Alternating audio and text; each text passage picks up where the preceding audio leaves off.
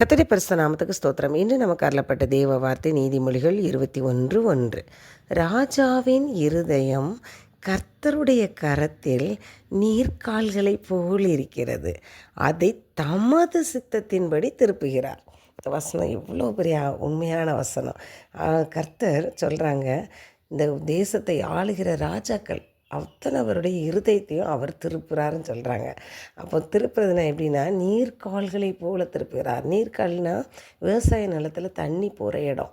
அந்த தண்ணியை வாழைக்கு திருப்பணுமா, வயலுக்கு திருப்பணுமா, மற்ற இடத்துக்கு திருப்பணுமாங்கிறத நிர்ணயிக்கிறது யாருன்னா அந்த விவசாயி.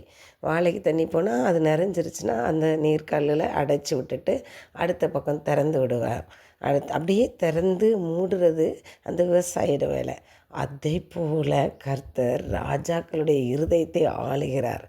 நன்மை செய்யணுன்னாலும் அல்லது நன்மை செய்யாமல் தடுக்கிறதுனாலும் கர்த்தருடைய கருதலத்தில் தான் இருக்குது. அந்த இருதயத்தை ஆளுகை செய்கிறவரே அவர் தான். ஏன்னா ராஜாக்களை உருவாக்குகிறதும் அவர் தான், ராஜாக்களை தள்ளி விடுகிறவரும் அவர் தான். இந்த ராஜா தான் வருவார் நம்மளாம் நினைப்போம், ஆனால் கர்த்தர் நினைக்கிறது வேறு. அவர் என்ன நினைக்கிறாரோ அதான் செய்வாங்க.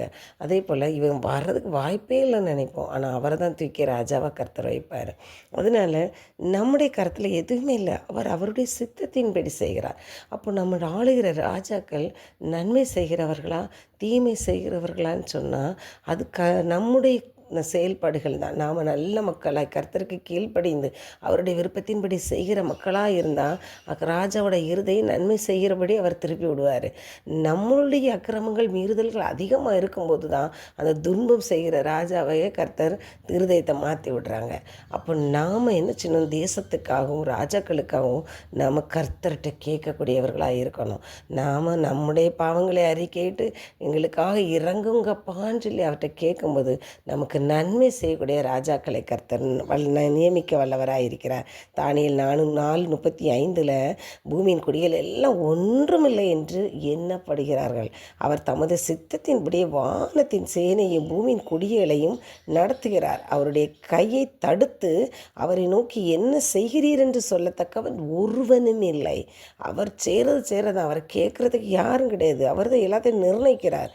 சங்கீதம் 115:3 நம்முடைய தேவன் பரலோகத்தில் இருக்கிறார், தமக்கு சித்தமான யாவையும் செய்கிறார். அவர் பரலோகத்திலிருந்து பூமியின் அனைத்து இடங்களையும் நோக்கி பார்த்து கொண்டே இருக்கிறார். அவர் கண்களுக்கு மறைவானது ஒன்றும் இல்லை.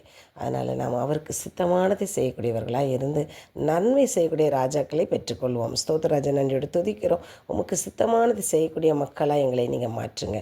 உம்முடைய கிருபையின் இரக்கம் எங்களுக்கு வேணும். இயேசு கிறிஸ்துவின் வேண்டுகொள்கிறேன் பிதாவே, ஆமேன்.